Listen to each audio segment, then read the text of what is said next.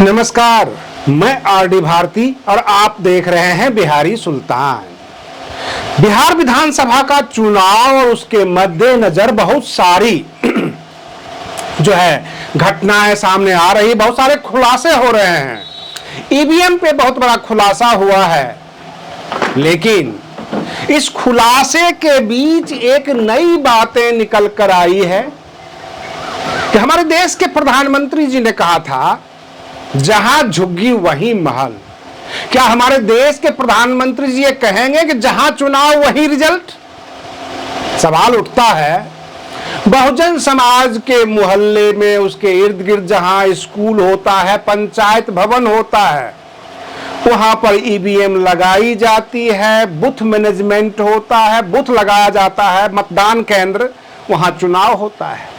लेकिन वहां से तमाम ईवीएम को उठाकर जिला के स्ट्रांग रूम में, पूरे जिला का एक जगह जो है रखा जाता है, उसके बाद रिजल्ट आता है। क्या आपको नहीं लगता कि रास्ते में धांधली होगी, हेराफेरी होती होगी? क्या स्ट्रांग रूम में हेराफेरी नहीं हो सकती? इसलिए इस देश का सबसे बड़ा मुद्दा है जहां चुनाव वहीं रिजल्ट, ताकि पता लगे बहुजन समाज ने किसको वोट किया है। बहुजन समाज पार्टी एक बिल्कुल आइडेंटिफाइड पार्टी है कि यहां पर एससी, एसटी, ओबीसी का वोट है। और कुछ लोग आलोचना बस ये कहते हैं कि बसपा बहुजनों की पार्टी नहीं है, यहां पर तो बहुजनों की बात नहीं होती, बहुत सारे लोग बोलते हैं। तो ये जो बातें हैं हर पार्टी पे लागू हो रही है। कल की ही घटना है, बिहार के नवादा में राहुल गांधी जी का एक मीटिंग था और एक कांग्रेसी नेता ने किसी कांग्रेसी नेता से कहा, आपको आने की कोई जरूरत नहीं, क्योंकि राहुल गांधी जी ने कहा है कि बिहार में जो हमारी मीटिंग हो उसमें भूमिहारों की एंट्री पर बैन है। या कोई आम आदमी नहीं, कांग्रेस के प्रखंड अध्यक्ष कुमकुम देवी का आरोप है, जो भागलपुर जिला से हैं, कांग्रेसी नेता हैं। उनके ससुर यानी उनके पति के पिता, उनको ताम्र पत्र इंदिरा गांधी जी ने दिया था। स्वर्गीय इंदिरा गांधी जी जो पूर्व प्रधानमंत्री थी, वो ताम्र पत्र दिया करते थे। तो पुराने कांग्रेसी नेता अगर ये बोलते हैं कि कांग्रेस में भूमिहारों की एंट्री पर बैन है, या तो ये बातें फैलाई जा रही है, कांग्रेस को बदनाम किया जा रहा है, अथवा क्या हम ये मान लें कि कांग्रेस ये दिखाने की कोशिश कर रही है कि हम एससी, एसटी, ओबीसी की पार्टी हैं, ब्राह्मण और भूमिहार हमारे पार्टी से बाहर चले जाएं।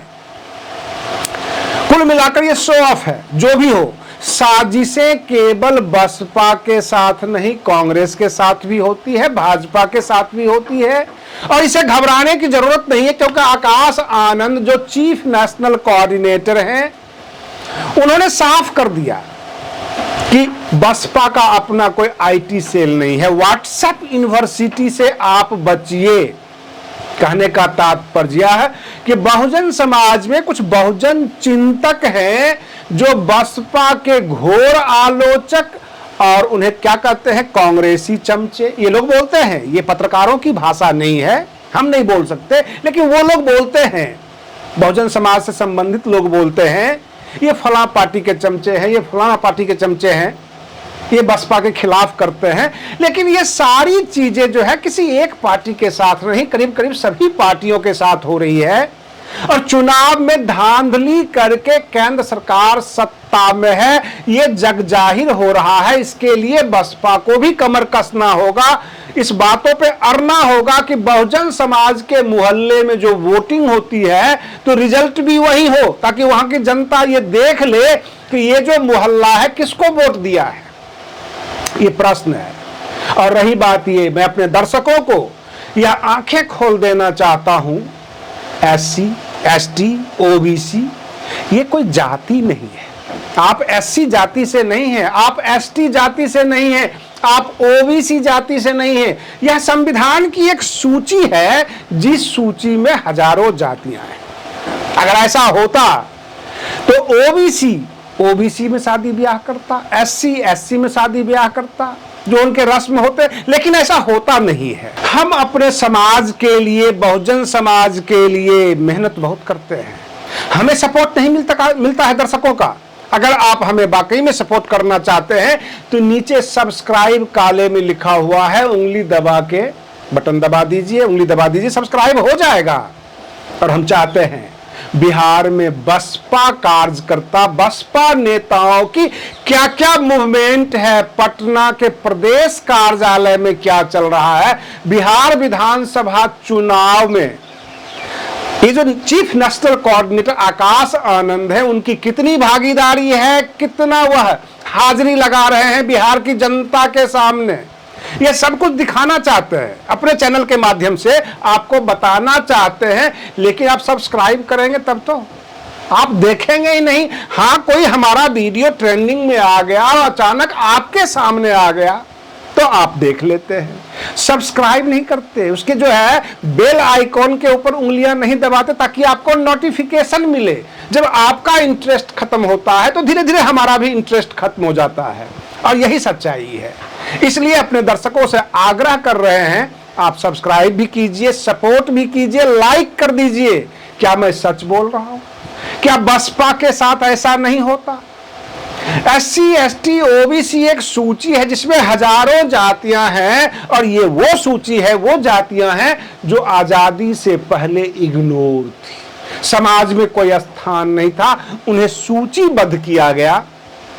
जिस तरह दहेज के खिलाफ सब बोलते हैं और शादियों में पैसे का लेन देन होता है, ये सत्य है, ठीक उसी तरह जातियों के खिलाफ सब बोलते हैं, लेकिन जब शादी करने की बातें आती है बेटा अथवा बेटी का, तो अपने जाति में जाकर शादी करते हैं। उस वक्त उनको SC ST OBC नजर नहीं आता, उनको अपनी जाति नजर आता है। जैसे कि SC में चमार जाति भी है, पासवान जाति भी है, डोम भी है, पासी भी है, सब शेड्यूल कास्ट है, लेकिन आपस में शादी ब्याह नहीं होता। ये सूची है, और सूची के आधार पर केवल संवैधानिक अधिकार प्राप्त किए जाते हैं कि हमारी जाति उस सूची के अंदर है। सामाजिक परिवर्तन नहीं हुआ इस सूची से, इस सूची से केवल सरकारी खातों में ही परिवर्तन हुआ है, सरकारी लाभ लेने के लिए, अधिकार प्राप्त करने के लिए, लेकिन सामाजिक परिवर्तन नहीं हुआ, समाज में बदलाव नहीं आया।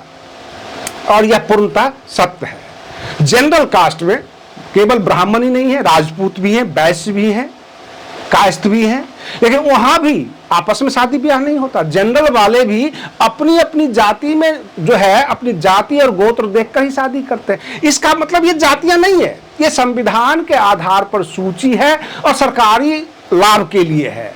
रही बात ये, सरकार दो मोहरे पे काम कर रही है, ईवीएम का चिल्लाती भी है विपक्ष, और ईवीएम के खिलाफ ठोस कदम भी नहीं उठाती। आज के लिए बस इतना ही। आप बने रहिए बिहारी सुल्तान चैनल पर, हम फिर मिलते हैं अगले वीडियो में, तब तक के लिए धन्यवाद।